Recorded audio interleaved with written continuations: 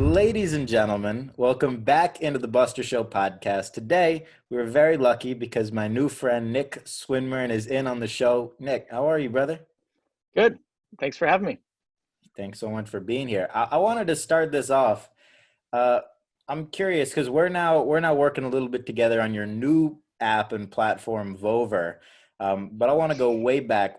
When did you get that first business, inclination to dive into something, whether it be a company or just something random entrepreneurial when you were younger? Yeah, I'd say I collected cards since I was born in England. I moved in 1980 when I was 7, and I was collecting stickers then. So I've been collecting since I was pretty young. But it was probably 7th grade. There was a class called student leadership, I think it was called. No, not student leadership. I don't remember what it was called. But basically, you could start stuff, and I thought this was the greatest class ever, right? I put on a tennis tournament, and you'd go around to the local businesses and get sponsors. Just get a big piece of butcher paper and just paint like their logo in exchange for providing tennis balls or whatever it was. You could start a bike club. So I started the bike club, and on the first day there was a big pile up, so that was over. Oh But my God. I remember the teacher saying everyone has the same opportunity here, and the whole point of this class is to start stuff.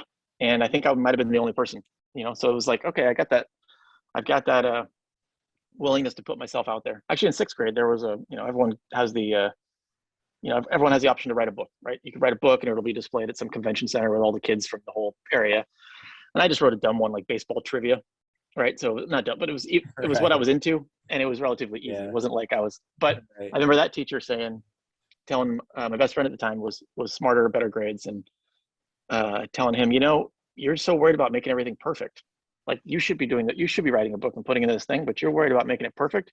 Look at Nick. He's just willing to do it and put it out there. So I think those were probably the ones where I look back and realize, and that comes from, my parents created a real stable, encouraging environment. So I was encouraged to try things, and I was, for whatever reason, instilled in me that oh well, like if it doesn't work, like it's fun, that's what Right. you want to do. So that was my earliest inkling of I those kind of love things. that. That sort of class should exist now. There's no entrepreneurial, or Yeah, entrepreneurship class in high schools or middle schools today. yeah, there should be. I don't remember what it's called. I remember the teacher's name. I think the teacher's name was Mr. Connors, but I don't remember what it was called. But it was something along the leadership or Well, something, and it was shout, like it shout out Mr. was pretty Connors. sweet.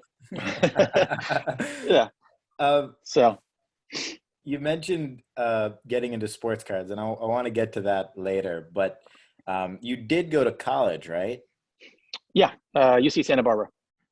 And now, in today's entrepreneurial climate, we've had this conversation off air, but would you do that again? Would you go the exact same route if you had been, you know, 18 today? I don't. It depends. I guess it depends what angle I was coming from, right? So at the time, I was fortunate. I was, my parents were willing to pay for college for me. So it was like I didn't have that decision of like, is the student loan worth the future risk? I was just thinking like, this is what's next, right? You're supposed to apply to college, and you go to college.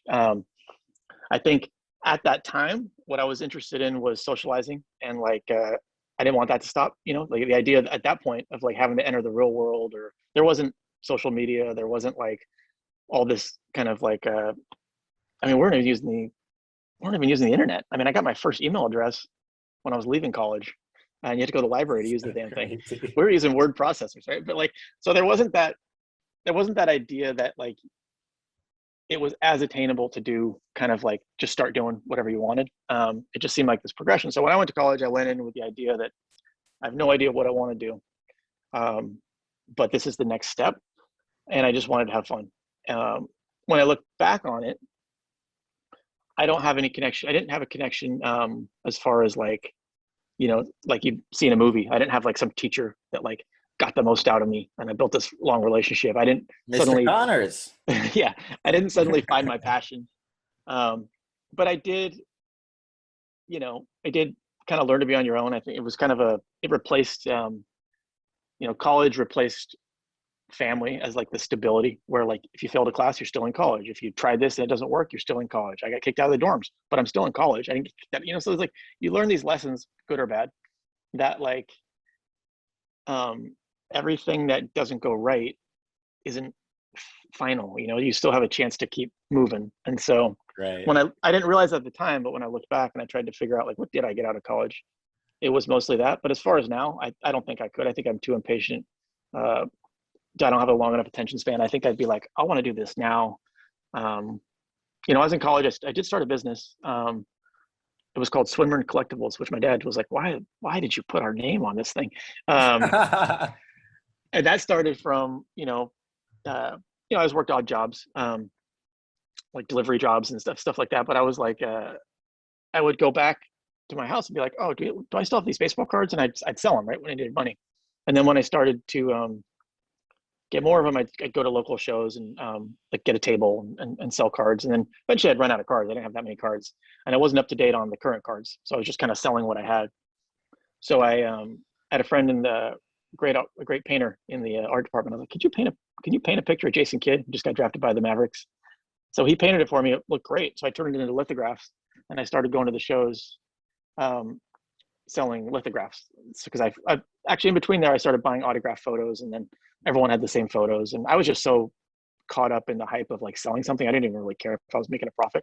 I mean, it wouldn't have phased me or been that weird for me to buy something for 20 bucks and sell it for 15 and be like, yes, I sold it. I just liked I'm the that exact feeling. same way. The thrill is everything. Yeah. But I wanted something different that no one else had. So I did these lithographs, and Right. eventually, it was fun, but it wasn't, I didn't see it as a career. So when I got out of college, I figured I want to work in sports. When I applied to college, I was a film major just because I went through it. And I was like, I don't know what I want to do. Film journalism. That sounds, so whatever one of the options were, I checked off, and Santa Barbara just ended up being film.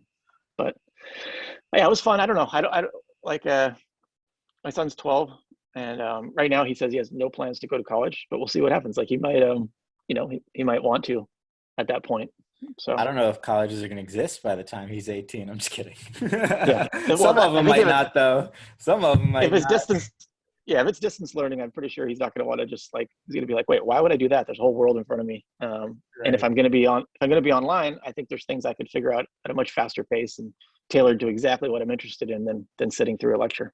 Right. Also, I think the big misconception is you learn no matter where you are. You don't have to Yeah. be sitting in a classroom to learn. You could be sitting in an office or sitting in a meeting and learn twice as much as you would in the classroom.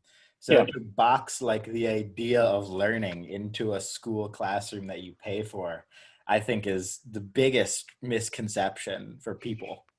Yeah. Well, especially now. I mean, it's crazy. It feels like I must have lived like when, I mean, actually it was when I was a kid. Some of the shows we watched Leave It to Beaver, it was black and white.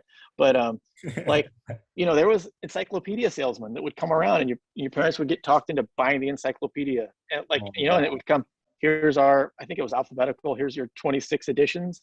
And that was how you'd open them, and you'd be like, oh wow, and you'd read about history and stuff, like, which seems so crazy. So your options for like what you could discover on your own, other than just reading and reading, were so much more limited than what they are now. So that was, I think, played a role in it of like, well, how would I, now it's clear how you could you educate yourself or learn more about any topic. Back then it was a little more complicated. I mean, I guess you'd go to the library and you'd dive into the Dewey Decimal System and try to find a book. So, but no, it's Dewey fascinating now with Decimal the videos. System. And Oh yeah, now man. you can just have someone make a video explaining something to you. And it's like, it's insane. I think my head would have exploded if I was growing. I mean, my head still explodes at this age. So I would imagine if I was younger and anything was possible, I would just be like, I wouldn't know what to do with myself. So Yeah, definitely. Are you a believer that, knowledge is just the most valuable thing ever, and knowledge is also, a form of power in that sense? uh, I don't think if I was smarter, I think I would say yes. I have like I don't know. I still don't quite know how much I retain, right? How much knowledge I retain. Like sometimes I'll be saying something and I'll be like, huh, I didn't, now that I'm articulating it, it kind of makes sense. I didn't know I knew that, or I didn't put two and two together. but I would I guess my hope would be no, because I don't think I have that much knowledge, and so I would be like, yeah, really depressed to see. Like I can't yeah, I would I've definitely never walked into a room and thought I was the smartest person in the room. And so Me um neither, man. That's a good yeah. thing. Definitely. Yeah. I've Like, known people that were, and they probably were. Um and it's just a totally different mindset. I've joked with them like, I don't get it. You guys literally walk into any room you walk into, you are absolutely convinced you're the smartest person. That is so foreign to me. Um, well, so obviously they're in the wrong rooms. that's true. So fast forward now to the beginning of Zappos. I used to Mhm. buy my shoes on Zappos when I was growing up, which is Nice. when I was probably 7 through 12, I'd Yeah, imagine. it just occurred to me that Zappos probably was. You were probably born the same year that Zappos was founded, aren't you? Two, Like 20. yeah, 2000. Okay, so Zappos was 99. So you're slightly Wow, younger than Zappos. I mean, that's slightly older than Zappos. That's crazy. wait, if Zappos is 99, then I'm Year younger. 2000. Yeah, Yeah. one younger. That's crazy, man. So how did that begin? Was that your brainchild? Did you ever see it becoming what it was, or was it another entrepreneurial hack that ended up doing great? How did that begin? It was just one of a few ideas. So I was after college, I went and worked for the San Diego Padres, and I got to the end of the season, and I was in like a group sales kind of role, and I looked around and I thought like, what's the opportunity here? The opportunity is like people are going to stay here a long time. Jobs aren't going to open up. I applied for a job in the PR department. I went in totally unprepared. Hadn't even read it. They're like, all you got to do basically, you're from within, you're recommended. All you got to do is fill out this write a press release, and basically the job's yours. Well, I for some reason had never thought about that or taken the time to read any of the press releases prior to the interview, so I didn't get the job.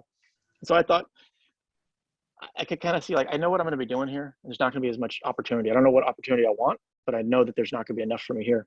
So I should move back to the Bay Area. And I looked in the paper and I got a job at a company called AutoWeb. And AutoWeb was, you'd fill out a form saying, hey, I want to get a Toyota Tundra, and they would sell your information to 5 dealers. They'd all call you. And I went to the interview, um, and the founder was like either a year older or a year younger than me. There was like only 10 employees. Everyone seemed so excited. And I was like, wow. And I got the job, customer service. And then I eventually moved into like marketing. But this light bulb went off like, wait, like, you've seen this, you've been told there's this path and this progression, college, and then you work your way up, and these guys seem to be jumping the line. And I remember one of the first days, the sales guys were all fired up because I mean their job was basically give something away and get paid as a sale. But they talked about this company, Amazon. Amazon had just gone public. I was like, what's Amazon? And they're like, oh, it's crazy. We're going to do the same thing. We're going to go public too. And I was like, oh, man, this is like a little bit overwhelming. I try to figure out what's going on here. But so that opened my eyes. So I started looking around at like what's possible. And I was looking for a pair of shoes one day, and they didn't have them. And I walked around a couple other stores in the mall, and I couldn't find them. And I was like, maybe I should make the auto web of shoes, right? Where someone will say, "Here's a shoe I want," and we'll say, "Okay, here's a shoe store that has them." That was a basic idea. Um, but I had a bunch of ideas. I was going to start a company called forstudents.com. So when I actually left, and that was going to be like Yahoo. Yahoo was the big thing at the time, and I'm like, I'll have this site with all these links, and you have to have a student email address and all the student deals and all this stuff. Um, which I think is the only weird thing about college is you're in a rush to get out, and as soon as you get out, you're in a rush to get back in. Like you're like. But so when I left AutoWeb, I still remember Payam, the founder, was like pulled everyone together and goes, "Hey, Nick's gonna leave. He's got $1 million idea," and it wasn't shoes. Everyone thinks Zappos was called Shoe Set at the time. Everyone thinks it was that. It wasn't. It was for students. He's always going to start this student portal. Um, so I actually Buddy Ken, who we recently just started a couple of years ago. We're two of the three co-founders of a company, Green Park Sports. I met him at AutoWeb, and so he helped me mock up this JPEG, basically, of like this is what the homepage would look like. And I don't remember. I think I reached out to a company, Student Advantage in Boston, because they would like a student discount card, and I said, "Hey, I'm launching this thing." Long story short, they said, "Well, why don't you fly out to Boston?" And they basically said, "Hey, we'll hire you. We'll hire you to build out the student portal. We'll give you an office on the BU campus. You can hire 12 students or whatever it was." I took the job. I flew home, told my parents. I'm like, what? Like, well, hold on. Like, you quit AutoWeb, um, just short of vesting, mind you, and you did that because you had to start your own thing. The first person that you spoke to offered you probably, I mean, I was making like probably 15 bucks an hour at AutoWeb, 30 grand a year salary. And these guys probably offered me like 32,000, you know, and like, and options maybe one day. And it was like, they're like, so you're going to move to Boston now and build this thing that you had to build for yourself for someone else for the same pay you were getting at the company you just left. And I was like, well, now you say it that way, it doesn't sound as appealing. So I told him, hey, you know, I'm not going to take the job there. You know, and, uh, and my dad was like, I thought that shoe idea was pretty good. I was like, nah, you're right. So the next day I just went down to a shoe store, took a camera. I said, hey, can I take pictures of these shoes? And if someone, I'm going to put a website, if someone, you know, orders it, I'll buy it from you. And he's like, I can't give you a discount. I'm like, I don't need a discount. I just need to know that, you know, I have shoes to sell. So he humored me and said, okay, yeah, go ahead. So that kind of started that. I just started doing research. I went online. I found this shoe show. The WSA show was every February and August. Flew out to that and thought, wow, like at the time, I just thought I've worn Vans my whole life. If Vans has, you know, red, blue, white, and black shoes, and if I go back to the shoe store when this pair is worn out and the blue ones aren't there, I guess Vans doesn't make blue ones anymore. I just never thought about it. So I go to the show and I'm like, oh my God, all these shoes I ever wanted. So then I was like, okay, that's what I'll do. I got to put the world's largest shoe selection online. And then I, you know, got online again, did more research, found a, I think it was called a Footwear Market Insights report. Bought it for like $100, and it basically said that 5% of shoes sold in 1998 had been sold through mail order catalogs, and it was a $40 billion industry. So that was $2 billion that was already being done. So I thought, shit, I've never bought shoes through a catalog, but you know, those three things, which all two of the three were a result of the internet, right? I mean, I never would have found that report, and I never would have found that trade show in Vegas. So from there, I just thought, okay, so I, you know, went to Vegas again with a piece of paper that just said to the next show, just said shoesite.com. It's a green photocopy, and just started walking around, and I couldn't get into the brand booths. But the feedback I got was, hey, you know, maybe one day someone's going to do this. Like, keep trying, you know? And so it was like, that was all I needed. That was enough of like an encouragement, That you is know, and good. Yeah. it's those little things, you know, it's like, I couldn't get into the big booths, but I could walk the side hallways where the smaller brands were. And it's so funny how like, you know, walking up and just like some, you know, dopey looking young guy saying, hey, what about selling shoe site? And they say called Shoe Site, you know, they could just be like, get out of here. Because at the time it wasn't, you know, most brands in the industry were just worried about cannibalizing the brick and mortar business. But it's like those few people that for whatever reason, probably maybe just complete boredom because they were in a slow area, were like, what do you got going on? And like, yeah, try it. Like, so it's those little interactions, you know, where you just get that encouragement to take the next step that you don't even realize that person didn't realize they were doing it. They didn't give you any specific game plan. They just said, why not? So from there, I just kept going and realized, look, I need someone in the shoe industry. I need to raise some money. Raised 150,000 from friends and family, and like actually not from family on that one, just from friends. And like I got a temp job at Silicon Graphics. A guy across the hallway invested and introduced me to a couple other people. We're talking like, you know, the investments were anywhere from 2,500 to 10 grand. My chiropractor asked me what I was working on, put money in. It's like just friends from college, high school, put money in. What did you value the company at that time? $1 million post. And so the thought, you know, like I was like, how do I figure out, you know, how do I raise money? So I had my brother's father-in-law was a attorney, and I said, hey, how do I do this? And he was like, this is probably not the biggest idea, but this is worth it. So he was great. He helped me out with you know, getting my documents all set up. Probably and he said, how not much? the biggest Yeah, idea. Oh my God. like, how much do you want to raise? And I was like, I don't remember why I said 150,000. And then he said, I said, what do I give away for that? He goes, that's up to you. Like, you know, this is all speculative. There's no data. Like, you just basically, it wasn't even like, there wasn't as much to compare it to. Nowadays you could say, oh, well, most people are, you know, raising money at X or whatever. This was just, I don't fucking know, you know, like just $1 million. $1 million sounds like you know, when I left AutoWeb, Pime said I was going to start $1 million business. So I'm going to start $1 million business right now. So it's like, I didn't even know there was such a thing as pre and post, you know? So the $1 million actually meant I was valuing it at 850,000, right? Because like, Right.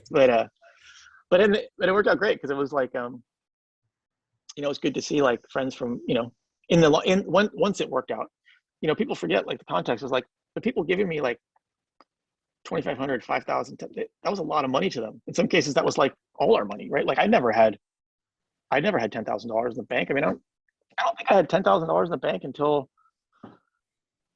probably till I was like, shit, it might have been 30. Like it was like, Wow. there was no like you're just getting your money and you get it, on a low salary and you're going out a few nights a week and you're just spending all your money and trying to get to the next payday, and that was that was what it was. So that was Wow. what I did.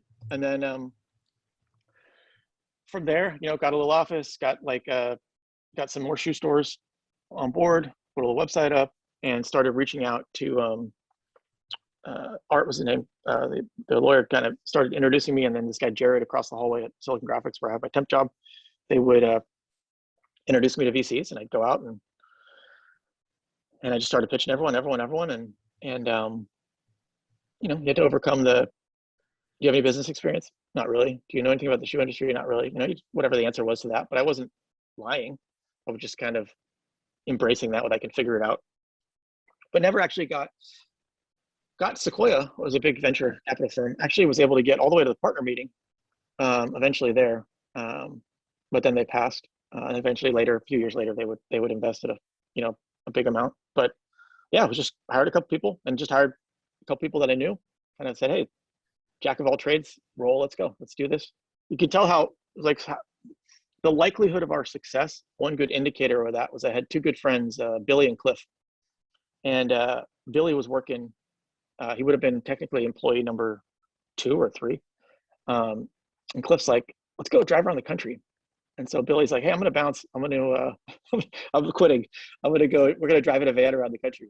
I was like, to do what? It's just have fun. So I was like, okay. And he's like, you know what? I'll take a Zappos magnet and I'll put it on the side of the van while I drive around. And like, if you want me to pass out some t-shirts so they just like, back then it was bulky video cameras.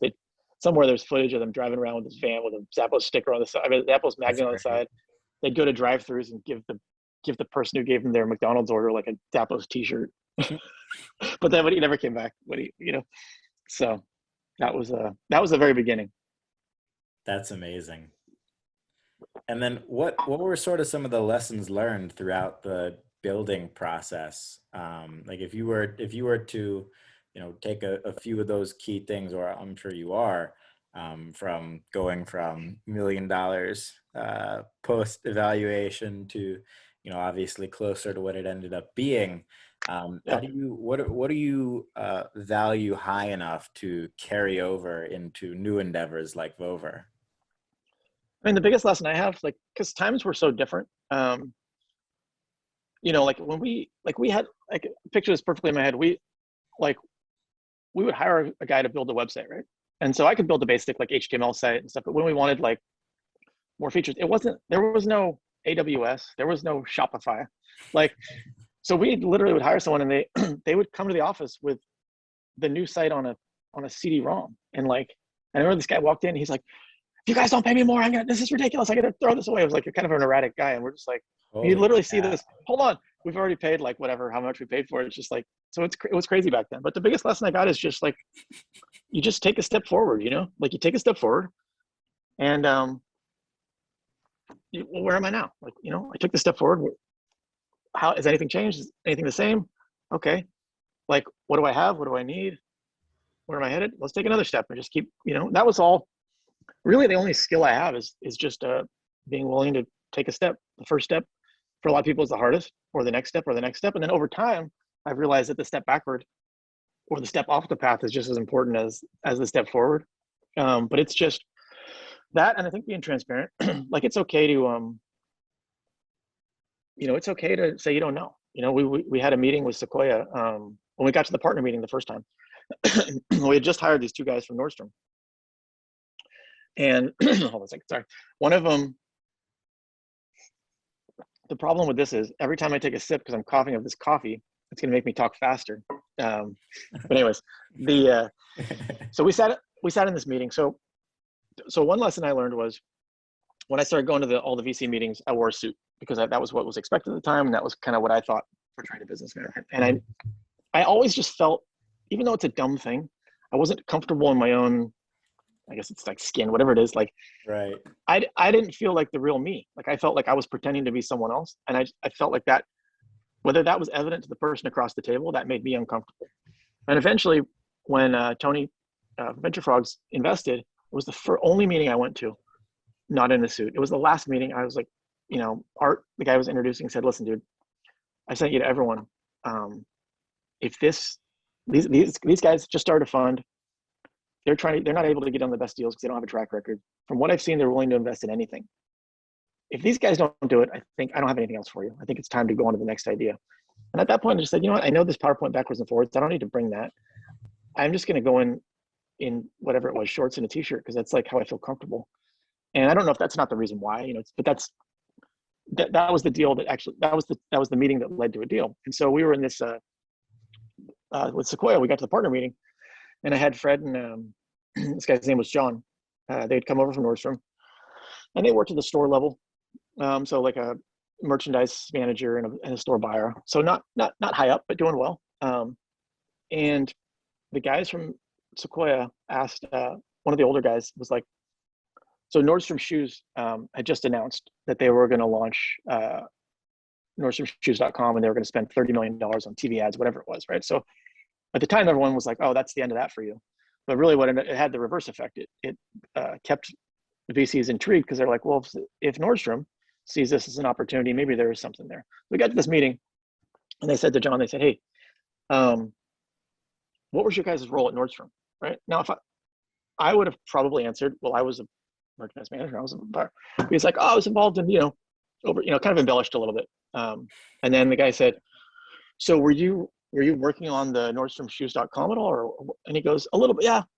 I was involved with that. What the fuck? And so I was like, oh no, you're like if you're a dog, your ears would have gone up. And so like the guy is like, you were, and he's like, and you could see now him, yeah. And he's like, yeah. What was your involvement? And they would like, oh, we'd just get my thoughts and advise, we'd be on some brainstorming sessions. And they're like, let me get this straight. So Seattle, at headquarters, the executives making this decision for e-commerce, they were reaching out to a merchandise manager from a San Francisco store and asking them, Oh my and God, no. now it is possible, right, that they sent some kind of survey out or something, but he was, it's not something you mentioned in a meeting like that. yeah. So it was so uncomfortable. And I know that he, as soon as he said it, wished he could take it back, but it was another, that was just burned into my head of like, dude, don't BS. Like, it is what it's much better to say, I don't know, or no, I wasn't involved with that, but I'm smart enough to figure it out, or I can find the right person, than to say you say you did. So I've tried to stay true to that. Yeah, that's a tough one. It's like pufferfish. Yeah. And you just, because like really people want, if they don't trust what you're saying, then there's nothing you have left. no shot. Trust is number one. Yeah. Yeah. So they just want to know, like, are you going to give me the straight answer? Especially as an investor. If I'm an investor, are you going to tell me what's really going on? Like I'll separate my decision based on the market, or can you figure it out? Or can we surround you with people that can figure it out? But ultimately people want to know, like, and it's hard, right? You get questions. I had one this morning. Someone was asking me about something, and it's a project that maybe doesn't have like the user base that we would have hoped for at this stage, or someone had asked me, right? And it was like, they're like, how many users are on? How many members are there? Or something like that. And it's the same thing. It doesn't matter how old you are, how many times you've done it. That little thing goes through your head of like, I don't want to tell them the truth, but I don't want to tell them a lie. Like, what's the right answer? One, you don't want to tell them the truth just because, like, why give out your exact numbers, when you don't have to. And two, but really what happens is you're starting to assume what are they thinking? Are they going to think this is good? Are they going to think this is bad? The reality is, it is what it is. That's the answer. Like, what are you worried about? Them thinking like, oh, you suck, I could have done it better. Like, well, then why aren't they?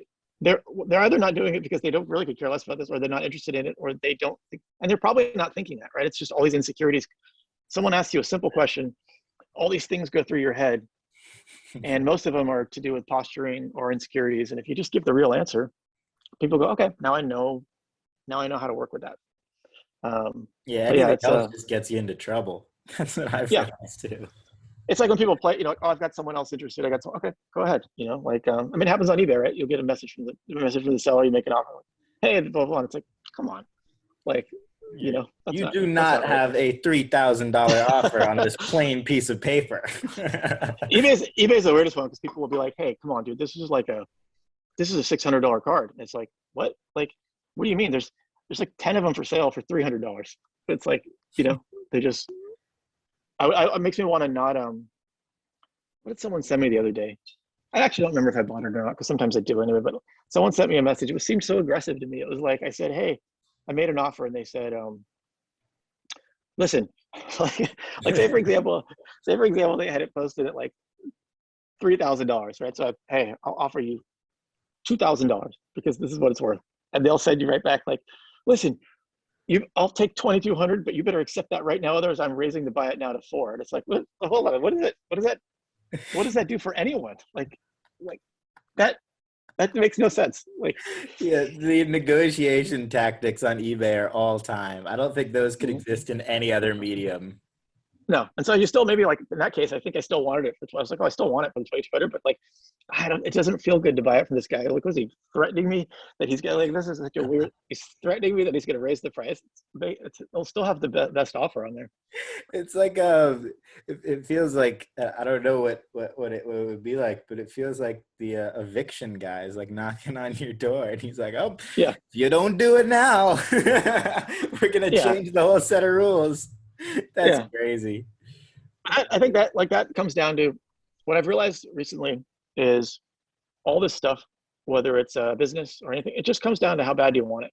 It's like the basic thing. I don't know if we talked about this the other day, but like it's just how bad do you want it? Because if you want it bad enough, you're going to take that next step, You're going to figure it out. And if you don't want it bad enough, that's okay. Like you should constantly reevaluate that. Like if you're going down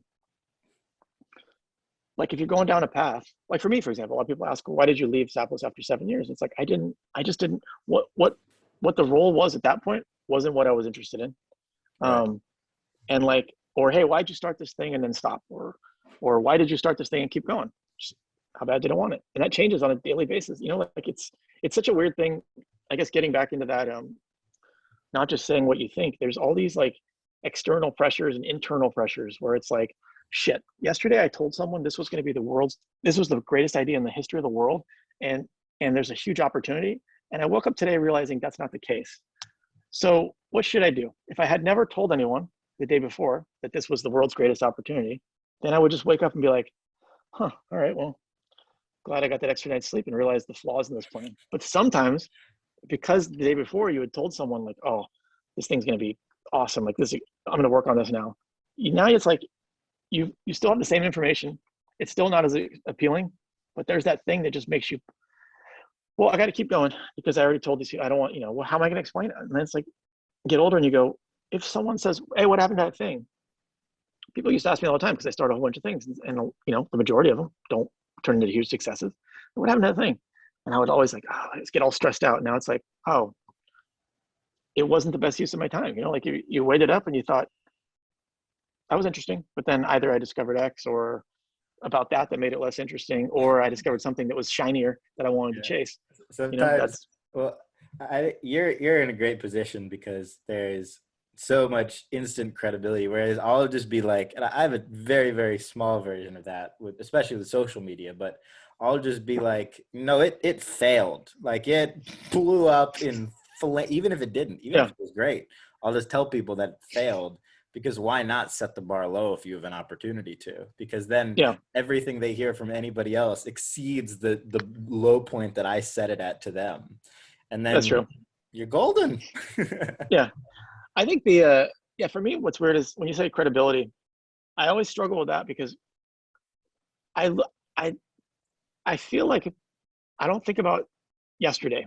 Like I think that if there's one thing that like helps me is the past seems so long ago, and I don't I don't take any like I mean I take pride in it at times, or like, oh, like Zappos, for example. I'll see the UPS guy, oh, that's cool, this Zappos box, yeah, that's funny, like long time ago. But like I'm like so excited about today and tomorrow, sometimes to a fault, that like sometimes I'm like, I don't want to talk about I don't want to be the Zappos. I don't want to talk about that. I don't want to talk about this yesterday. I want to talk You don't about want to be today and tomorrow. a retrospective mascot.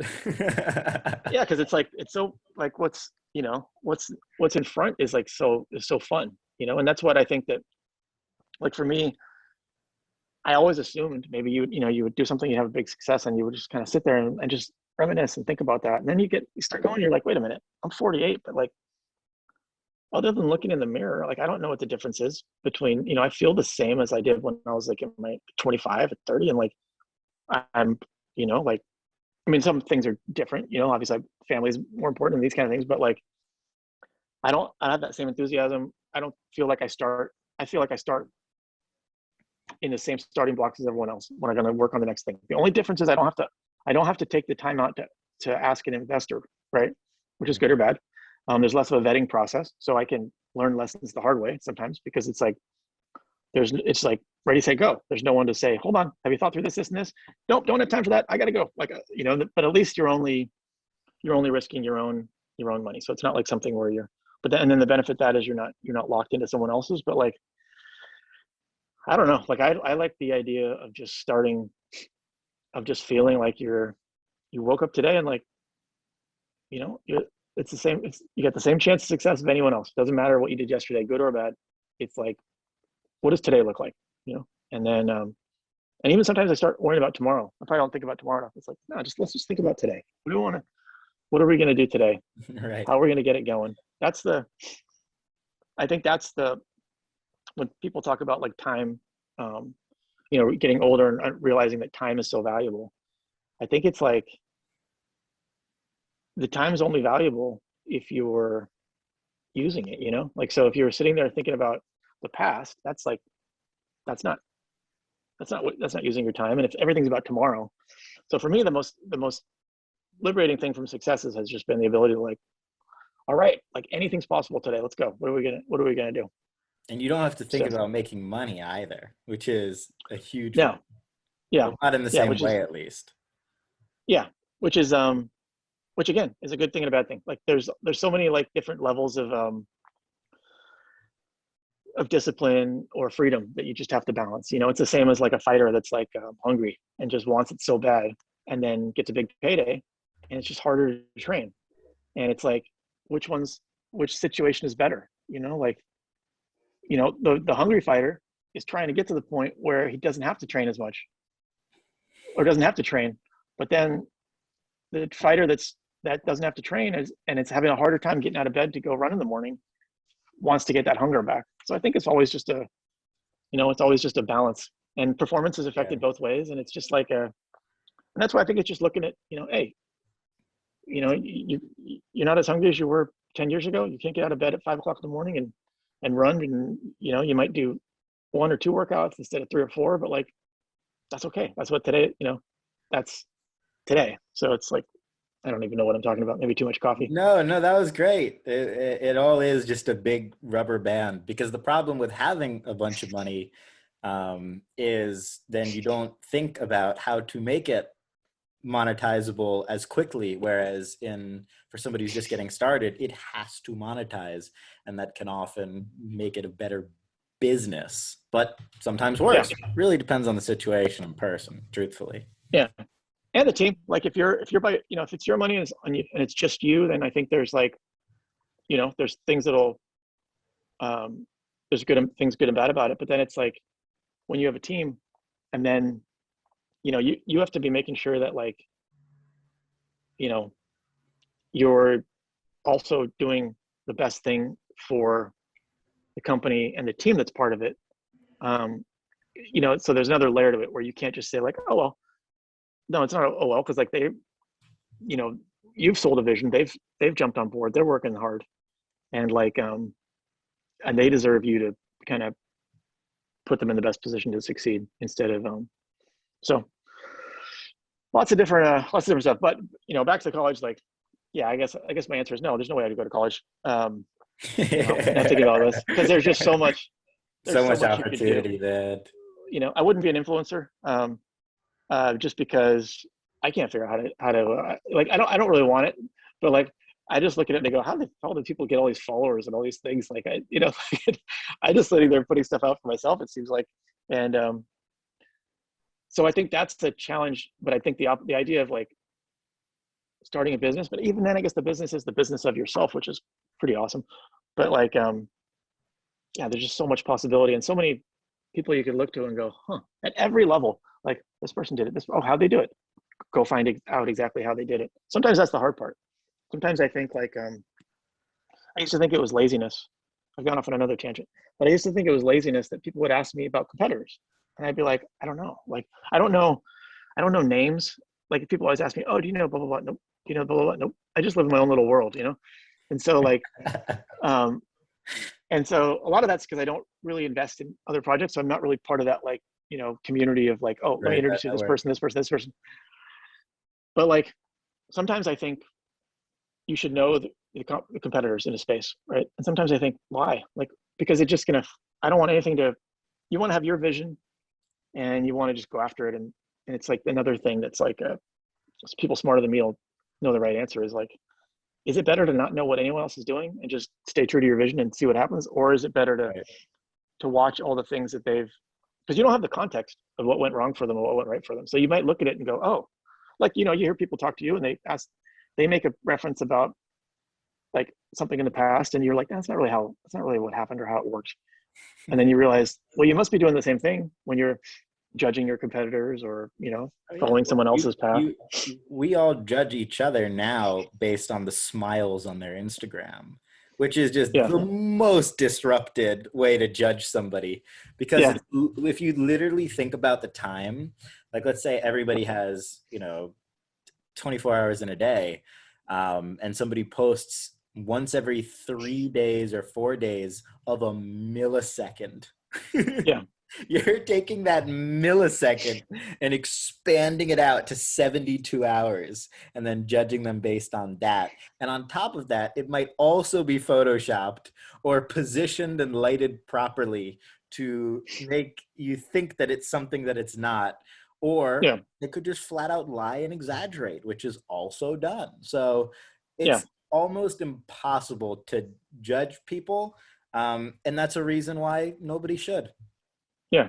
And even worse, the person judges themselves, right? Like my biggest fear for my son is that he's gonna, when he discovers social media, that he's gonna think that he's gonna be like, oh, why didn't I get enough likes, or why did this and this? And it's like, dude, I mean, I would have been, well, I'd be horrified to see my teens and 20s documented and live anywhere online, but I would also be like, I don't know and how I would have reacted, like if it was like, You would if have I had made some scale, I something know to how judge. you would have made a business out of it. Yeah, I think, I mean, what I think, if I was young, I think right now, I would tell them, it's like, dude, just, you've got all these tools, document whatever it is, come up with whatever it is, but don't even like, just live in your own world. Almost if like you just put the stuff out there, don't even somehow find it where you can't see what anyone else is doing. Like I think even with NFTs and stuff, like if you were a young artist, it'd be like, dude, just go lock yourself in a cave for like the next 12 months and like just create all this stuff and like mint it as NFTs and then just figure out like how to do it later. Don't worry about like the first one and then what happened, the first one, what happened, or same thing. If you're starting a content site or something, just go create a bunch of content or you want to write something, go write it, but don't look for the validation every little step because it's going to throw you so far off course and it's the discipline because I tell myself to do it. Hey, why don't you do, I have a million random ideas of like, not even like a business, more like a project that maybe would be interesting down the line. But it's so hard to have that discipline and not like take a little baby step and then look around and be like, well, how was that received, or what happened, or was that worth it? It's not worth it. It's only going to be worth it when you get to the end, and it's all the cumulative effect of it all is going to be worth it. And But once you're if at you, the end, you wish you enjoyed it more. yeah, so that's how you somehow have to like, I don't even know what I'm talking about. Like horse blinders, you know? Yeah, maybe Uh, that's just me. I just want to do that. I just want to like, that'd be cool to like just find something where you could see. The hardest part is actually, the hardest part is seeing far enough ahead. Well, you either see far ahead but you can't see the steps, or you see the next step but you can't quite, it's like blurry your vision of like where exactly it's going. But if you can find that thing where happens every once in a while, where you believe you can see the vision and you believe that you can see the path, that point, I think it's like, hey, you got to you got to put blinders on and just like do that. But it's just so hard because every conversation, every attempt at getting validation is like going to knock you off that path. But Right. and it's got to be fun because at the end of the path, there may not be a pot of gold waiting for you, but there will be there'll be more rewards than you're aware of at the time waiting for you, right? The lesson you learn probably won't be the one you intended to learn. The knowledge you gain that you can, well, people will pick up on it probably won't be that same thing. But by the Um, end of it, you're so desensitized to the success that you've had that it means nothing by the time that you get it. yeah, which is probably how it should be because it shouldn't be about yesterday anyway. It should be like, oh, you get to the end of it, and like what the past year doesn't matter. It's just like, well, where am I now? And like, don't spend too much time thinking about how you got here. Now you're like, all right, so now what is the next what Right. is the next step? But it's tricky. I mean, if you have a my mind's all over the place anyway, so it's hard for but most people do, I think, overthink it and start thinking about what will someone else think, or what is someone else thinking. I don't have this, I don't have that, like I need money, someone else will be doing it with with more resources, or someone else probably already thought of this. um I mean, I think if you just look at everything and say there's only so many ideas in the world, they're all just floating around. We had the same stimuli which made us tap into that. Any idea you have, a bunch of people have. So one, you better like it, and you better have a perspective in order to pursue it. And two, like, who cares what someone else is doing exactly, But if you expect that instant success, um, you know, you could have expectations of like what the success looks like tomorrow and the next day. But there's just this mad rush of like, and then those people can't get out of it. There's so many people that like, maybe jumped out of working to pursue entrepreneurship, and either weren't didn't it just didn't work out, or it's not what they want to do, and now they're kind of stuck because it feels like it'd be hard to take that step back and admit that like it wasn't for you, and go back in, or you've experienced this freedom which didn't actually exist. It was actually the same freedom as if you just went on vacation, right? You still have the ability to do whatever you want, but now you feel like you were the CEO of a company of one, and so how could you possibly go back to work somewhere at like a entry level or mid level position? It's like, what, you called yourself like, that's the thing I've seen, which I hate to see, is people where they're just conflicted on like their pride or lack of self awareness, Dude, where they pride is a killer, man. That's probably yeah, one of the worst drugs out there. and they can't slot back in. They can't. You could start over whenever you could start. You could leave, start a company, tell the whole world you're going to start. You could fail, and you can go back, and you could work. If I was going to, I think one of the best ways to do something would just be pick an industry and go get a job. Don't think about where where you slot in. Just go get a job, and like it's Or an that it's internship, right? yeah, it's going to create For so kids, many it's an ideas. Yeah, I think sometimes I think like it's different. When I was an intern, it was more like, hey, go get coffee, go get this. And now I think the internship a lot of times, especially because you got older people like me and you got younger people that have so much more knowledge in certain areas, that it kind of creates this weird pressure of like what's expected out of an intern, both by the person hiring them and also from themselves. Like, intern to CEO is not a normal career path, but to a lot of people, that's probably the path they're planning to head down. And so like sometimes it's like, It takes a while, right? if you take that out of the equation and you just go get a job doing something, even if it's something that's relatively mindless, you just get to see the inside. You get to identify problems at probably the most important level, which are, generally the most important things to a business are not like happening in the boardroom. They're happening at like on the floor, in the Right. place, the small decisions which have to get repeated over and over.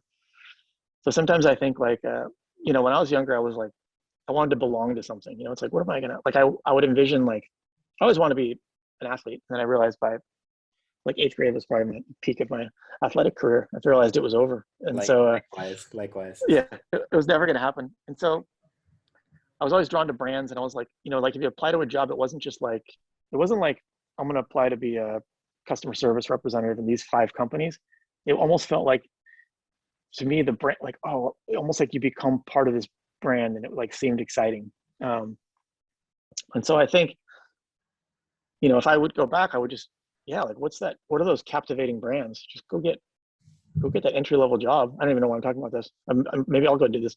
And then just, you'll see the inside and it'll just trigger so many ideas. That's just so much better than sitting at Starbucks trying to think of how to start $1 billion company. But you say that, and I'm like, well, that is school, except instead of you paying them, they pay you. You're Yeah, still that's true. in a classroom. You're still doing work. You're doing Yeah, homework, which is non-financially correlated in any way, shape, or form, except you're paying them to do work. yeah, Whereas in, a job that you're passionate about or interested in, even at entry level position, if it is the right fit, then you're getting paid to do that same, if not better work. yeah. I will say entry level. So one of the things when I was starting Zappos is I got the temp job was at Silicon Graphics, and it was just a like HTML, basic HTML web design for their corporate intranet. And like I took that job because I wanted spending money while I was trying to figure this out. But if I never would have taken that job, I never would have met Jared across the hall. I never would have met Alex, who invested and went on to become like a venture capitalist. Like I never would have, Right. like there's these little steps. I never would have been able to ask someone like, hey, can you help me make this deck? Like, does this look right? No, that doesn't look right, because I found someone in a company who was used to making decks to present within the company, whereas I didn't have that. So I think there's so much pressure on having it all figured out. And if you just look at like today, it's like, what can I do today? It just leads to like so many different possibilities, of things that you could, so many random things. It's like that same dilemma of like, you have a great idea. You're supposed to keep it to yourself or say it out loud. I think you have to have context of who are you saying this out loud to. You probably don't go into, you don't meet someone, you go, hey, I'm working on a coffee startup. What are you working on? They're like, I'm working on a coffee startup. You're like, oh, I got a great idea for a coffee startup. You probably don't want to do that, but like, you might want to, but anyone other than that, I know where the best coffee beans are. yeah, you just talk and it just leads to, stuff. I mean, like the number of conversations, I mean, you're much more social than I am. Like the number of people that and the number of relationships you maintain and keep up is like, I think to myself, like, I don't know how he does that. But it's all those little conversations, right? That like you never know which one, and all the like connecting the dots, which will lead to incredible opportunity. So I do think that social media is also an expediter of keeping up relationships, whereas and things like Clubhouse too, right? So I was thinking about this the other day, and I think Vover will end up being very similar in this regard. I was in a Clubhouse room. There were 500 people, 30 of which I knew personally. I was playing basketball the other day, just by myself, shooting around, and I was thinking about my friend Chris, and I was like, why do I feel like I hung out with Chris recently? I haven't seen the guy in person in 2.5 years. I was like, what? We hung out just the other day. And then it clicked. I was like, no, he was listening in the Clubhouse room, and we had a couple of back and forths, and we both probably correlated that as we had hung out. And that is the great social expediter of maintaining relationships. But Yeah. I think it's all just a matter of what you want to do. And I think the best businesses are ones that are based around authenticity, because there is no such thing as competition in authenticity. Nobody will ever be Nick. Nobody will ever be Buster. If they try to be me, that's them being inauthentic, and then it doesn't work. If it's me trying to be me, it works. If it's you trying to be you, it works. I like those, like this podcast, for example. Nobody could ever be Buster, even if they wanted to be, had all the money in the world. I could never be Joe Rogan either. It's just not how it works. Whereas it's different with a coffee business. Although some authenticity still plays, Yeah. I think you just got to be yourself, and the most thing, got to be honest with yourself, and everything is like, I'm just fixated on this lately. It's like, because, I don't know if you do it, but I have, you have the voice, you talk to yourself in the mirror, right? Like you have like my competitive voice is only internal, and it's like, looks in the mirror and it's like, you fucking, like, it just like, you just wake up every day and you talk to yourself in a way to get yourself fired up, whatever works for you. It's like when you're working out, right? When you're in the gym and you don't want to do another push-up and you're so tired, there's a voice. That voice either says, it's okay. You know what?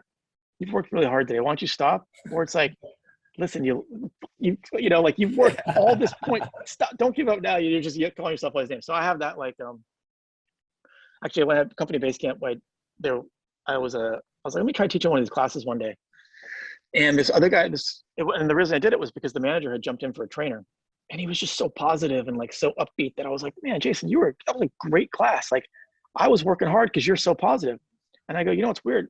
That's not how in my head, like when I'm working out, I'm going to dark places. And I'm thinking like, the reason I'm still pushing on the bike is because I'm thinking someone has like, you know, kidnapped my kid, and what am I going to be too tired to chase him down? Or like, You're going full Michael Jordan on this yeah. one. Or like if I'm doing push-ups, I'm thinking like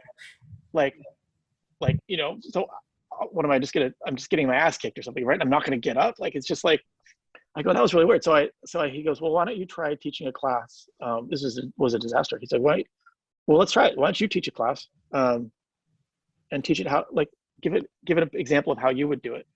So I tried it. It didn't work. It was basically like, I was like, because, you know, you're a minute on the bike and on the ground. I was like, all right, listen, pick up the fucking pace. You know, like what the person next to you is not smiling at you. They're laughing at you like that. Because that's how I get myself going, is I look and I go, and I do think that to that Michael Jordan stuff is, I think we all have to, the other thing I've learned as I get older is like, especially in the pandemic, right? Isolation is like, you got to have that you got to create your own controversies in your head. You've got to create this like slight, like someone looked at you wrong. Like, I feel like sometimes it's not a good thing, but a lot of times that's what pushes me through is I think I would never say it out loud, and it's not my persona out loud, and I wouldn't actually really think it, but my inner voice is telling me like I'll probably get off this podcast and I'll be like, inner voice will be like, dude, you talk like way too fast, and like you answer the questions in the most roundabout fucking ways, and like what an idiot, you know. But that's how it goes. But that's the same thing with like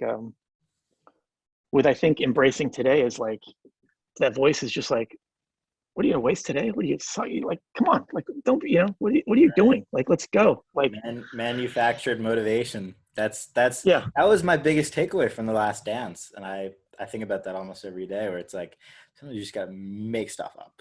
Like yeah. sometimes Why not? it has no base in reality, but you just gotta make it up. And I don't even know which one's real. Like what is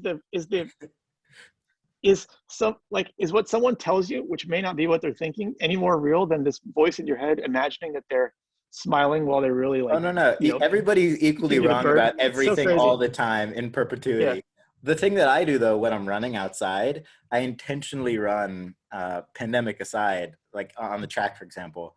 I'll be a couple of lanes apart, socially distant, but I will pick people out on the track, and I'm like, I am racing against that guy. He doesn't know we're racing, but I know we're racing, and I'll just go Yeah. as hard as I can till I pass him. And then the second I pass him, I'll pick somebody else, and it just Yeah. gets me going, because there's this real life person, this real life thing that I'll make up, like we're racing for this or that or this or that, or like if I don't beat this guy by that tree, then I have to do 30 push-ups, and then I'll actually do them if I don't. But like you just gotta have fun with it. Like everything is a game anyways. Yeah. Well, I was talking about at base camp. So there'd be a row of bikes, right? You'd be on the ground. And one of the things I always talk about is like, if you could bottle this, you'd be the richest person in the world. It's basically like, so everyone's so tired. Like in that workout, it's a minute on the bike, a minute on the ground. So when you're on the bike, you're so tired that you know there's people are on the mats in front of you, and you can see them, but you're not thinking about them. You're not focused on them. But when you're on the mats, you're absolutely convinced that everyone behind you on the bikes is watching you and judging you, right? And so like there would be times where it's like, oh, let's do pull-ups. So you have your back to the row of bikes. And the thought was like, okay, if you were this tired and you were in the garage by yourself, how many pull-ups would you do before you stopped? That's X, right? Now you're tired of this thing, and you've got say all your friends or someone are on the bikes behind you. You're going to do X plus a couple.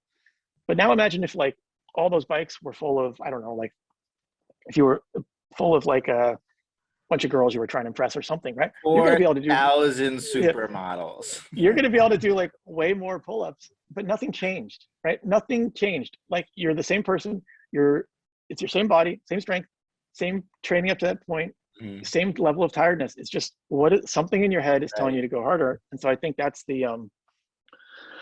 I think with everything, it's like, it's really just, yeah, like how bad do you want, like same in work, like you're going to take those extra steps because you're curious or you want to know the answer more, or you're not gonna. And it's like, I think it's like that. If you found that thing, I don't even know what the right answer, like, should you be like, oh, that's stupid, like, why don't you should be at peace with yourself. So who cares if anyone's watching? You just do the same thing. It's like, I don't know, is that better? Like, is that what we, like we want something to, there's something to be said for that. But There's something that David Goggins said, and absolutely insane, but I love him regardless. Whenever he's running, he's like, you're only putting in 10% of what you have in the tank. And I try to remind myself that when I'm struggling while I'm on a long run, I'm like, I probably have, if my life was on the line, probably 80 to 95% left in the tank. yeah, So if I'm running 10 miles, it probably means I could run 100 miles. If my life was on the line, I could probably muster yeah, out some 15-minute miles and go for 100 miles. You like something yeah, crazy, like anybody could, not me. yeah. Not Um, only that though, but when you're tired, when you're at that point where you're like, what am I doing? And you're forgetting that's the whole reason you started. The whole reason you went running today was to get to that point, to get that work in where you're so tired. So why would you get to that point and then not like totally enjoy that? Which is the same in business. Like didn't you start a company to get to the point where you would have most of these problems that arise? Didn't you like start running so you could get tired, so you could get better? Like, it's a really, someone said it to me, um, and it totally changed. Like, it's funny, like we have this dozen boxing thing, and so when you're doing the workouts in your ear, and it's like you're really tired, and someone says, "Hey," or actually DC Daniel Cormier was like, he's like, "Hey, this is what you wanted, right?" Like, so we play that audio late in the workout. This is what you wanted. You've got to the point now where you're so tired. It's everything you wanted. It's why you worked out today. So now let's dive into that and like let's push a little bit harder. And it's like, it is funny how a lot of things we're so desperate to get something. Kind of like I said, getting out of college, get out of college. Oh shit! Now I got to be an adult in the real world. And it's like, how do I get back into college? Or how do I get back into that environment? right. It's like, I think it's really been helpful for me understanding when you get to whether it's business or anything. It's like something's hard.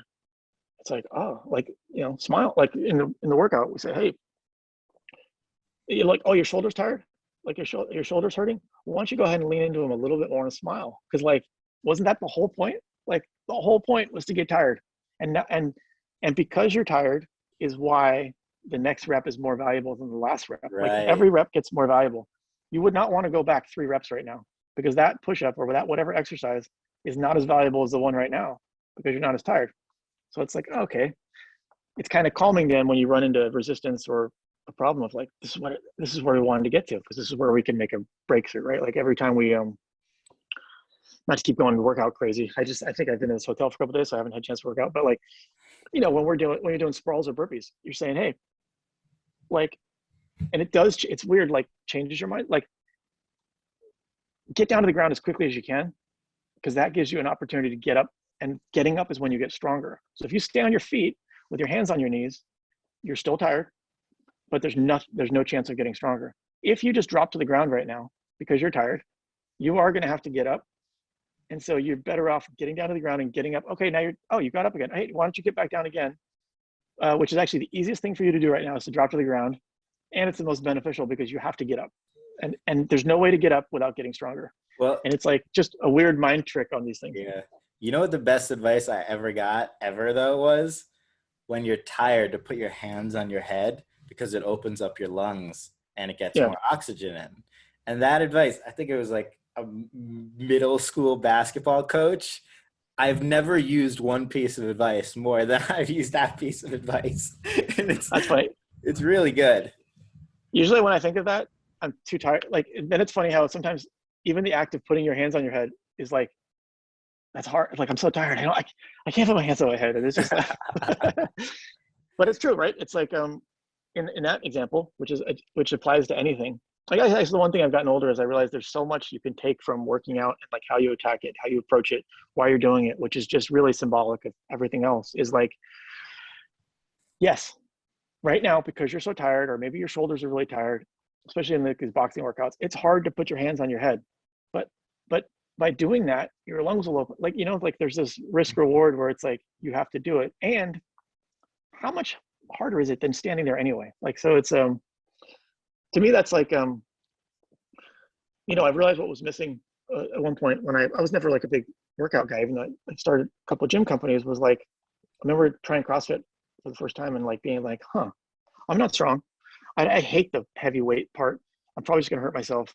I love the endurance parts or like the the longer workouts, but I just can't Right. stand the weight part. But wow, like you forget that you've been missing competition. And at first you thought, like you'd play like I'd play in like a co-ed like soccer league, right? And it's like you play on the weekends, and it was like even though the level of competition wasn't that great, I wasn't that great, Rush. It was like it was nice to have that like good against evil feeling for a little bit, like where you line up and you're like, I know this is like a little bit overkill what I'm thinking in my head right now, but without that, you have like only you're all on the same team. You need that rivalry.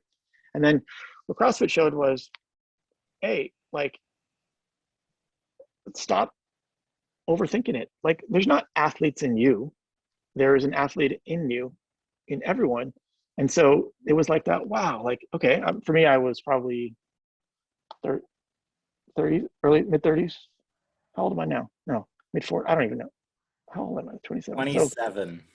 let's say I was probably like, yeah, let's say I was early 40s, but it was like, like this little going to this class opens up this thing where it kind of gets you competing and feeling like, what? It's not about playing in the NBA or being a professional soccer player.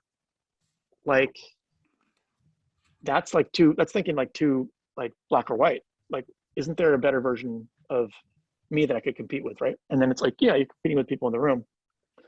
So I think that's the I mean, you're so young, you got like all this stuff, you got all this stuff ahead of you, but like you're gonna come to a point where you're gonna be like, man, remember when I was 20 and I was like so this and that and this and that, and now like, well, you probably won't, but for me, and then it was like, hey, what happened? And then you realize it's that same context of like you probably think you're old, right? Because you're thinking of like, well, when I was 10, I was young, 20. And it's one of those things where you're like, how do we constantly think we're old? Like 30 seemed old, and then 40 seemed old. But then now at 40, you look back at 30 and you go, man, that was so young. But it was the same thing. It's just like how we looked at it, right? Right. So it's interesting. Yeah. I don't even know what I'm talking about, but like a lot of it is just that I wish like I could tap into my inner voice a little bit more when I was younger, because my inner voice was not my inner voice. It was other people's voices inside my head, and then and then and like thinking things because you're supposed to. What is someone else thinking? And now you get older, you're just like, this is what I think. I look at it sort of differently. I look at people like yourself and people like my grandparents, for example. I'm incredibly envious of them because they didn't get hit by a bus or didn't, get a disease or, they lived. I want to live as long as you have lived. Like I am super envious of who knows? I could. There's so many terrible things that could happen. Knock on wood that it doesn't. But Yeah, there, Egyptian kings lived till 25. That would mean I have 5 years left. You know. yeah. No, that's So that. Yeah, when you start thinking that, it definitely like messes with your mind for a while, and it like yeah. Well, I mean, the older you get, the more you think about those things. But all I think is the only difference is before when I was younger, I would probably like wake up and be like, oh, I'm so tired. And now it's like I wake up and I'm like, like you're like it got sounds him. it sounds like so cliche. I'm so excited about it, but like yeah, like I get out of bed and I'm like, yeah, it's a little harder. You're like, oh, I'm a little stiffer and this, that, and the other. But then usually when you're, I'm walking all the way to the bathroom in the morning, I'm like, yes, another one. You know, there was a friend of mine, Rod Streeter, he football player, and he now works for the Cleveland Browns, but he would say like he would post this thing on Twitter every morning. I don't remember exactly what it was, but it was something along the lines of like, hey, we're blessed. You're blessed to have another day. And then I always thought, okay. But then you hit a certain point where you're just like, if you think of it that way, you're like so excited. The reality is, no matter how old we are, we all have today, right? And tomorrow, like today's today, and tomorrow anything could have happened to us, or today could have happened to us. But like Yeah, I think it's that thing of like it's never too late. It's like it's not like actually I was reading something the other day where it said the average age of a founder, I don't know if it was a founder of a funded startup or something, was 40 is 42 last year. So you would think it was much younger, right? Oh, I And that's the thought thing you that got said lifespan. no average age of like a founder. Life, very stressful job, but not that stressful. Yeah, like people would assume it was. I think people would assume it was 25, 30, something along those Right. lines, but it was older. And so it makes you realize like once you go through enough decades and you look back and you go, oh shit, man, 40 felt so old, but it's so young. Then it kind of makes it like sets your mind to like, well, who knows? Like this is that's the other thing about the internet. It's been great for young people, but it's also great for people of every age because it just shows you there's so much access to what's possible. People maximizing their opportunities, maximizing their time, hearing different opinions. Like everything's inspiring. Like I don't have the context of like, oh, um, there's $1 billion idea and there's a $10 idea. Like every idea is exciting. I don't even actually care. I don't get more excited if I think something. I get excited if I think I've thought of something and I think I have a vague idea of how to do it and I'm going to try. But I really don't care. I'm not actually thinking about like, well, how big could it be? The times you think about that are the times that the opportunity never even materializes because like you weren't really focused on the opportunity. You were hoping for an outcome. Right. You It's want like you want to you want to win the lottery. It's not like yeah, you don't want to be happy. it's It's like like you try to you record a game and you think like I'm gonna go home and I don't know I'm gonna turn my phone off and I'm just gonna watch the whole thing. And I don't because I get impatient. I usually just start fast forwarding through it. Right, I'll record a lot of soccer games that happen like 4 in the morning, and I'll be like, oh, get up, and you're like, I just want to sit here and watch this and enjoy it, but you can't. For me, it's like this already happened, and I got a bunch of shit to do today. So why don't I just, as much as I'm sitting here trying to, I know that I could fast forward. So eventually, I just fast forward to the end, maybe watch the last 5 minutes, or watch the whole thing at like high speed where you can't even tell. You just know a goal appeared, so you rewind. But you try not to do that in life, right? You try to understand that like life hasn't happened yet, so you can't. There is no fast forward button. So like, why start worrying about what's going to happen in 6 months or a year? I really have no idea what I'm talking about at this point. It's a no, fun it's conversation great. though. It's great. I keep forgetting. I'm like, oh, this is a cool conversation. I'm like, oh shit, this is actually a conversation that will be replayed. No, that's the So best part about it. I'm sure it's going to yeah, help a lot of people. The last three things that I wanted to touch on, if you do have the time, because I know we've gone yeah, way over. Um, I want to talk about the Warriors, sports cards, and then Vover. So the yeah. Warriors, how does an opportunity like that come about? Is that something that you get a text about, you get a call about, you read it in the newspaper? Is there a rich person's NBA club? Like what? Yeah. How does that conversation begin? So the Warriors, that's my team of all teams, right? It was like the the one team that I was most passionate about my whole life. And so the first introduction I had to it was Zappos. One of our board members, Michael Marks, was CEO of Flextronics, and he was a minority investor in the Warriors at the time when Chris Cohen owned the team.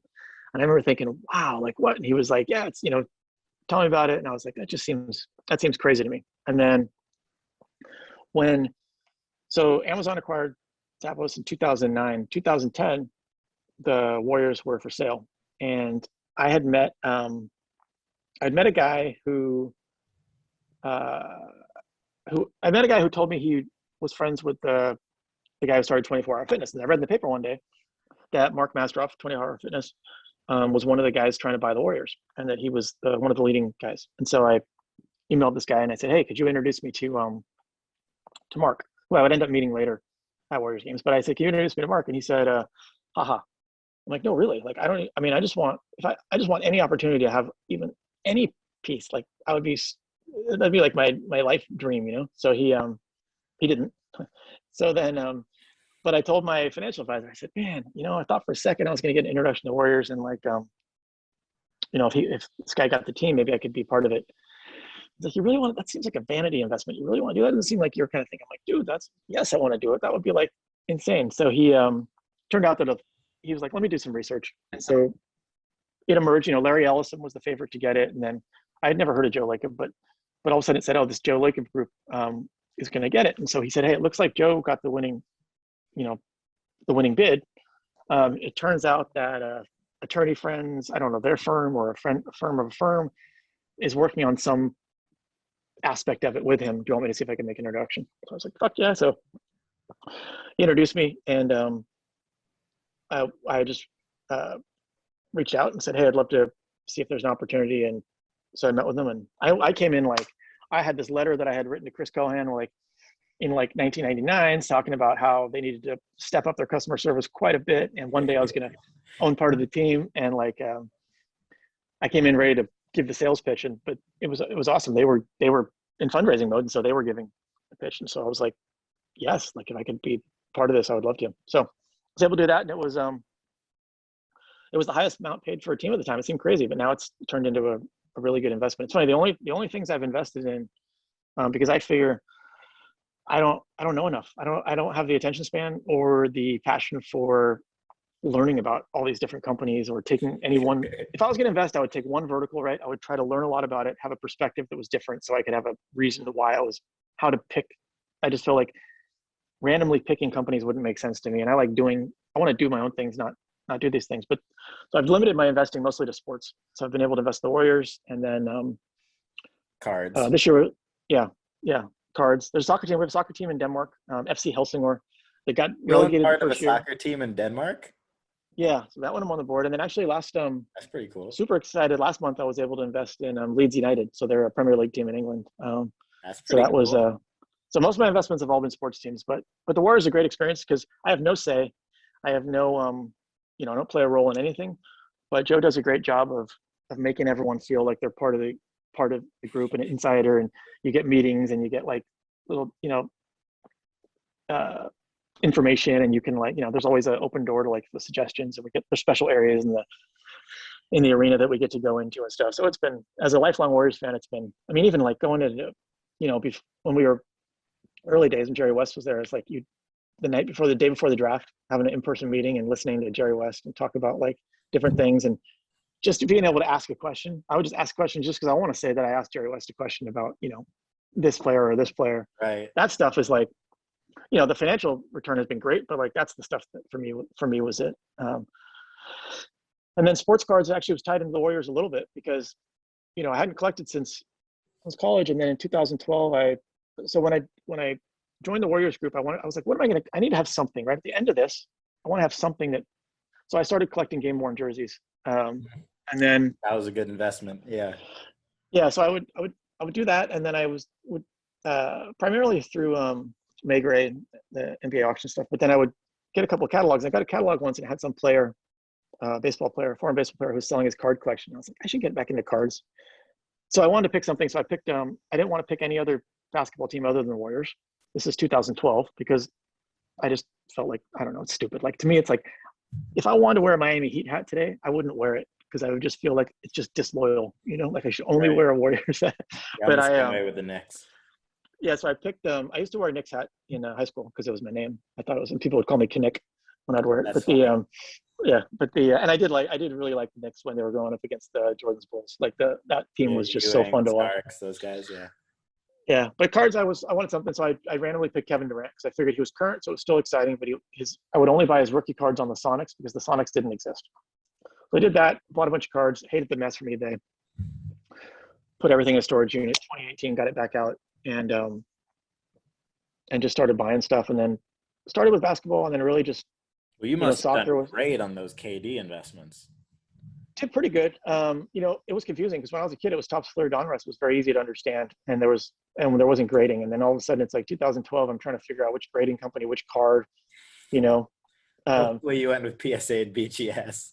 Yeah, they were mostly BGS, and so then I sold them, and I just decided that I was going to buy. I watched something about Luca, and I was like, I'm going to buy a bunch of Lucas before the season started. So his first card was the Panini Contenders draft picks. Yep. So I just started trying to buy every single autographed or numbered one of those I could. And then I sent them all to BGS because I looked at my KD cards and I'm like, oh, they're BGS. I sent them there. I shouldn't send them to PSA. But I did that. And then I bought Trey Young the same thing? Was Luka and Trey the same? Yeah, same thing. And but I bought his contenders. I didn't really understand. And then I thought, oh, this is their first card. And then I kind of put those away in storage because I just got, again, overwhelmed by this eBay mess. Like it's just such a crappy system of all this random packaging you get. And my wife asked me, like, what is it? Like every day there's this box of things showing up. And then I found out like, oh, there's so many cards now. I should have waited and bought, his Prism or his, Prism, at right. least in his Mavs uniform National or something. Treasure is right.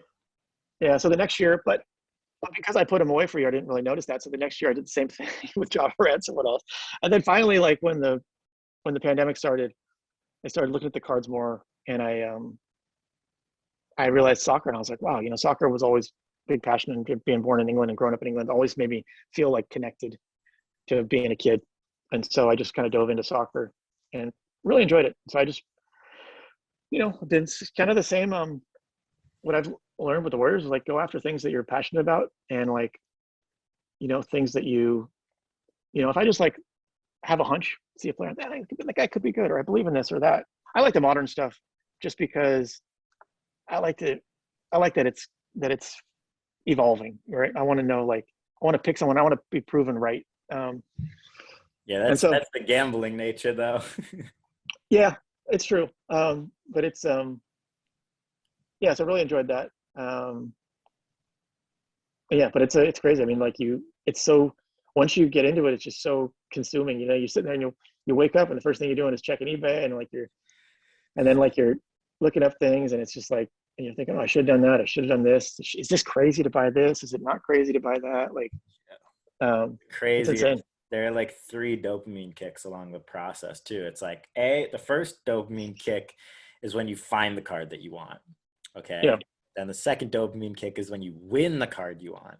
And then the third is when you get it. And then in theory, there's also a fourth, which is when you sell it. But there's just so many like flows of energy. But like anything, you get desensitized to it really quick. I probably got desensitized after my 20th look and see card. And now still packages of like 100 of them show up because I really like the set.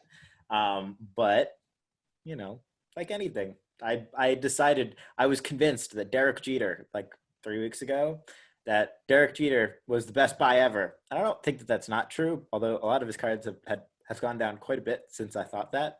But I went on eBay and I cleared eBay. I was like, my philosophy was, if modern Prism silvers and Topps Chrome silvers and whatever of the biggest names in basketball are super popular, it's inevitable that the biggest name in modern baseball history, apart from Mike Trout and guys like that, Derek Jeter on the biggest team, the baseball equivalent of Kobe Bryant, right? 5 championships, captain for 20 years, New York. He's getting inducted to the Hall of Fame this summer. I'm going to get every silver equivalent of the big basketball cards. And I did. But I got desensitized to it really quick. but those are the fun things when you like think that, and maybe I'll be right, maybe I'll be wrong, but the process is the most fun part. Yeah. It's definitely like when you have an idea and you get in there and you're just like frantic and like, I gotta do this before someone else taps into this idea, is the fun part. Now, definitely for me, at least, it's made for some things where you just like bidding, buying, and then you see an alert and you're like, yep. And then you're like, oh shit, that's not the one I wanted. That was, wait, that's not even the right thing. And like, now it comes, and it's intoxicating. I mean, like, and it's funny, you talk to people and like the amount of time, doesn't matter like what they're working on. It's like the amount of time where it's just like that takes over. And it's like, it's funny. You see these things. That's another interesting thing on social media and the internet now. It's like, you can see like these things that you feel like are unique to you, where you're so excited and you just watch and you see other people in the same boat. And, it definitely like, it's definitely fun. The cards, like, it's kind of that, it's the unknown, I think, makes it exciting. Because some days you're like, I should be buying way more. And some days you're like, I should be selling everything. Like, it's just that. It's that constant ebb and flow, right? Yeah. Like I literally, and for me, like with my personality, it's literally like, you know what? Today's the day to sell a bunch of shit. Like you have too much stuff. Anything that you can't explain to yourself in 5 seconds why you have it, let's get rid of it. And it's like, okay, let's go on eBay then and research and, and then it's like, wait, what happened? I didn't sell anything. Instead, I just bought a bunch of more stuff, and some of which I can't explain why I bought it. But it's the thing is also two things that I've picked up in this last year of card collecting is one, if you're not selling a card, then you're technically also buying it at that price. Um, but you know, also, um, if there is a high population of a card, you can always get another one. It's Yeah, not like, a signed ticket where there's only one of them that's ever been graded, yeah, um, or something super unique like a Michael Jordan signed football with somebody random, right? But yeah, so you can always get it back in theory, especially for modern cards. yeah. And yeah, I guess the rarer it gets harder. I mean, sometimes I think to myself, all right, why don't I just do this? Why don't I sell like my three most valuable cards? And then that basically now makes everything I have free and then some because of how much they went up. And but then it's like, wait, but you don't want to sell the best things, and so you're left with everything else. You'd be better off. You're better off selling everything else and buying in something else that was the best. So it's a, Yeah. but yeah, I mean, it's so fun. Like, and that's why eBay's cool. And that's why it's great that all these other platforms will come. But like, it's just the depth and the quantity where you could just go down so many rabbit holes and find stuff that is a little bit harder. Like anyone, if you try to make it the stock market, it's not really the same thing. It's like you don't want to you want that hunt and you want to find, and there's so many different ways, right? You could just be trying to find the most obscure things that no one wants, and assuming that, well, at some point everyone's going to come around to the fact that, like, wait, it's not that fun to want what everyone else wants, and so you just start buying these obscure things. Or you could be like, well, no, this is the thing that everyone's going to. It's like there's just a different angle every day. Um, so yeah, it's crazy, and it's also crazy. It's like it's no different than when I was a kid. I mean, I would trade. I still remember trading my whole collection, everything I had for all Ricky Henderson cards. I loved Ricky Henderson when I was a kid, and then I remember going to Stamps in the Attic, was my local store, and just buying like just filling up pages in my binder of like whatever player. Like I'd think like, oh, Brett Saberhagen, I want all his rookies, or I'd be like, oh, Willie McGee, I want all Willie McGee rookies, and I just like go home and I'd be like, probably tell my parents, look what'd you do at the card shop today? Because I could walk there. What are you doing? Why do you have so many Willie McGee? Oh, because and then you start thinking, yeah, what am I doing? Which I think is an interesting thing now for me, is like trying to be honest, like, what am I doing? Am I investing or am I collecting? I'm collecting. Or you So I have don't just need, having straight up fun. yeah, but like I don't need 100 of one card. Like what am I trying to do here? Like, so I think the times that it could be good or bad is sometimes when you're trying to load up on one card. It's two different approaches. Whereas if you just picking stuff you want, then you're not as aware of the price. It doesn't really matter if it goes up or down. It's like, hey, I just wanted this, and Totally. yeah, maybe I'll look and think, oh, I should have sold at the peak. But wait, if my goal is to collect it, then that urgency of selling is not really there anymore. It's almost like why would I sell it? Whereas if I'm buying a bunch of them, trying to time it right, then every day you're thinking, oh, did I miss the window to sell it? Did I miss the window to sell it? So collecting is the most fun part. Yeah, I mean that latter example is just like a day trader of cards. But then again, I do think it is also important to always try to pick things that are appreciating assets in case one day you want to start a company and you Yeah, wouldn't have like for most people you wouldn't have the funds otherwise, just to be yeah, able to pull out of those collections and be able to repurpose that, so buying things that are liquid and appreciating, yeah. hopefully. I do think that's cool. I do think sometimes of like, it'd be cool. Well, sometimes it'd be a cool story, and I go, wait, who am I trying to tell a story to? Myself or someone else? Because like, but it would be cool to know, like instead of going out and raising money, you bought these cards or spending your money, you bought these cards, and then those cards turned into enough to basically be the equivalent of raising like a round. My buddy That's Jack, pretty he awesome. did that. He did that. He's Really? starting a sports card related company. It's not an actual card company. It's like a card data company, Yeah, and he got all the money by buying and selling cards. nice. I listened to your when I was driving down here in Santa Barbara, and I was listening to the guy you had on from, I think it was last time, the guy you had on from Stance. I think he worked at Stance Oh, T, or yeah, yeah, somewhere yeah. else. And it was funny because I was listening to that and I was thinking, I wish I like he was so into these memories, right? And like he was a story. I guess he likes telling stories. He's so into these Yeah. things, and I was kind of like, man, I wish I could like remember details and like take the time to like enjoy these memories and replay them. But it was interesting when I was listening to it, and I was like, but listening to this guy, I'm clearly not that interested in my memory. Like it was a. That's why I think these podcasts are so great, because you listen to people and you're like, the way he thinks and tells his story about these past events is like he has so much like passion for the past. And I was like, I don't have that. Right.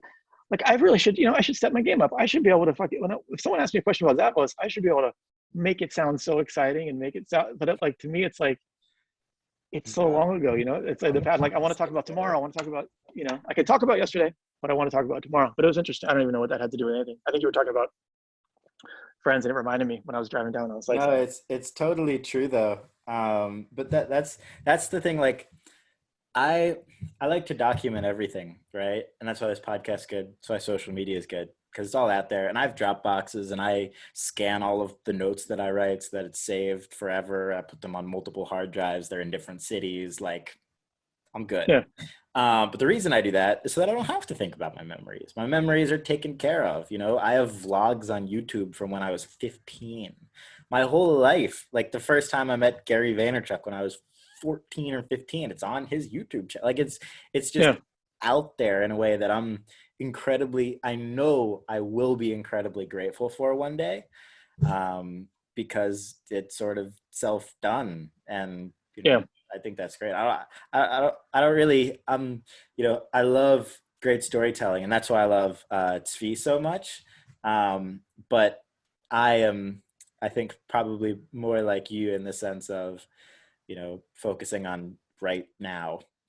Like yeah. I care about this conversation and how can this conversation benefit everybody listening, you and me, for a while, you Yeah. know? I wish, like when we talk about like Zappos, we always have some like group emails where it's like, who has pictures? Like I mean, you'll have these random pictures, and it does take you back. But back then it was take a pic, get a pic, get the picture developed. Or it's like True. maybe we have like some old, like I have like some old computers in storage that probably on the hard drive there's probably some images, but there's really not that many. It's actually a little disappointing. There's not that many pictures, or like I don't have many pictures of college. I don't have many pictures of like Zappos. Like I don't have many pictures of all those things, which would be fun to have. But you have them at some point, and you just move, and you left them. They're actually a physical thing. So that is the cool thing, is being able to. I would love to go back and think like, what was I thinking? Because I wasn't like, it wasn't like a, hey, this is awesome. It was like stressful. So, I remember like passing my anxiety onto my parents a lot, calling them and being like, I can't do this. Like I suck. Like this isn't working, and this is never going to be. We've put all this time into it. It's never going to work out. It's never going to pay off. It's never going to this. And I would like to hear all that again, and like remember, and understand like the context of like, was I stupid? Like what was I thinking? Or oh Right. wow, like that was a struggle. It wasn't like we did think we were going to go out of business. We could go out of business tomorrow the whole time. I mean, I remember even after I left, I would talk to a couple of the early people, and they're like, and when you left and from afar, you're like, dude, okay.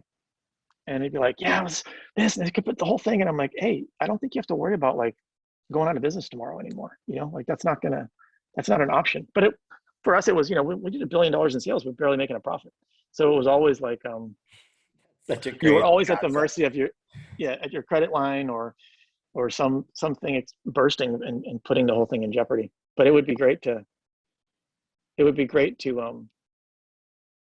have that stuff if you could just get rid of all the like drunken debauchery stuff and not have that stuff live on anywhere else. Right. Right. But Yeah. yeah, You have so some stuff though, so you just got to save that well. And then also, like, you could, in theory, like do a Zoom with, some early people and talk about some of the memories to refresh things that you don't have, and then save those. I Um, went back a few years ago. I want for the, just because of that, I went back and I did a podcast with Fred and Tony. I said, hey, I just want to let's just talk through our memories of the beginning, just so oh, like we that's have it. amazing that you have that. Yeah, because it was getting. I'm like, it's getting. That was probably 4 or 5 years ago. I'm like, it's getting so far away already. Like, let's get it now so that we have like some of that. But I should figure out where that is. I had it at the time. I don't remember what I did with it. Um, Find that for sure. Yeah. So anyways, cool. Yeah, it's great. It was fun chatting. I forgot what we were doing. I was just La- rambling the, away. the last thing, how can people download Vover? Who should they follow on Vover? And why Yeah. should they? Why? I mean, I can give a very 30-second synopsis, but our mutual friend Carson, who was the one who introduced us, who's a legend. Yep. He told me about this cool new app that doesn't take all the time that Clubhouse does, but is sort of like the Twitter for audio. And told me about you. We connected. I'm now doing a ton of overs, and yeah, I recommend everybody download it. But why and how? Yeah. So they can download it at voveraudio.com. It's in the Play Apple, or it's in the App Store and the Google Play Store. I thought it was an opportunity to short form audio, right? Where podcast is just so much emphasis on one conversation like this. But if we could have something where, as you have thoughts, you could just jump in, document them. Whether it's for yourself, you could just set everything private and just kind of document your own thoughts. You can organize thoughts into playlists, and just kind of create it for yourself, or you can, share your thoughts with other listeners, or you can just listen to other people's thoughts. You can, even if you don't want to speak, you can still be a curator, take a bunch of thoughts and create playlists with it. We have shows. I'm just trying to set the tone, so we'll have some shows that are anywhere from 3 to 15 minutes, on a variety of topics. But yeah, you can download it over audio, get in there, get some thoughts. It's still a work in progress, still adding features, still adding shareability stuff. And we got some cool ideas in the future of different things you can do where you can put context. So, you write something and you don't really have the context, you can't tell the tone. But with audio, you can get something across. A minute's a lot of time if you actually use it. And you can losing my train of thought. But yeah, you can share your thoughts, hear other people's thoughts. You can respond. You hear something interesting, you can respond with audio as well. So you can have a conversation, but you don't have to be there. You don't have to worry about missing it. You can replay it. Everything auto plays together. So I could go to Buster's page and just push play and listen to everything he has to say. So Much more succinct than an hour 45-minute podcast, but yeah, there's good things for both of them. yeah. And we also have another app, Green Park Sports, which I'm one of the co-founders in, and that's a sports metaverse. Kind of may the best fan win is the slogan. So you can go in there, you make predictions. There's mini games. We have an obstacle course where, as you're running through this obstacle course, you've got a little green character that's running through. You're answering questions about a game last night, like what happened last night in this game, and that's how you get through some of the obstacles and play. And that we just launched NBA, League of Legends, Congrats. and got a Liga coming. So much stuff. And then, hey, if you want to work out, you can go check out Dozen Boxing, soon to be rebranded as Dozen Fight Club. So it's just an audio workout you do from home. Put on some headphones. Daniel Cormier, former UFC champions, co-founder in that. So one of your teammates in your ear, just trying to make you feel like you're working out with a team when you're working out at home. I gotta try that, man. You got to, was it no days off seas? You got to Days off season, man. got to get you going on it. You're at Nick on Vover, right? Oh yeah, sorry. At Nick on Vover. You should probably follow Buster at Buster. We've got a card show. There's NBA show, like soccer shows, all sorts of stuff. And also, wink, wink, if you're listening to this near the time that we put it out, you can probably get a really good username. So I would do it now rather than That's true. later. A lot of first names available. A lot of first names. All right, brother. Thanks so much for doing this, man. This was awesome. Yeah, thanks for having me. It was fun. I could talk for hours. Awesome. All right, everybody. See you next time. Peace.